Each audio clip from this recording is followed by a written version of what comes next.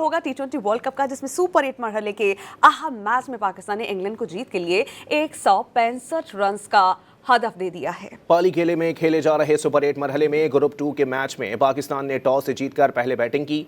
Green shirts ने मुकर्ररा overs में 9 विकेटों के नुकसान पर 164 रन बनाए। साहबजादा फरहान 63 रन की इनिंग्स खेलकर नुमाया रहे। बाबर आजम और फ़खर जमान ने 25-25 जबकि शादाब खान ने 23 रन बनाए। इंग्लैंड की जानिब से लियाम डोसन ने 3, जोफ्रा आर्चर और जेमी ओवर्टन ने 2-2 विकेटें हासिल की। जवाब में इंग्लैंड की 4 विकेटें 58 रन पर गिर गईं। शाहीन आफरीदी ने 3 विकेटें हासिल की, जबकि उस्मान तारिक ने एक खिलाड़ी को आउट किया। जिक्र होगा टी20 वर्ल्ड कप का, जिसमें सुपर 8 मरहले के अहम मैच में पाकिस्तान ने इंग्लैंड को जीत के लिए 165 रन का हदफ दे दिया है। पाली खेले में खेले जा रहे सुपर 8 मरहले में ग्रुप 2 के मैच में पाकिस्तान ने टॉस से जीतकर पहले बैटिंग की।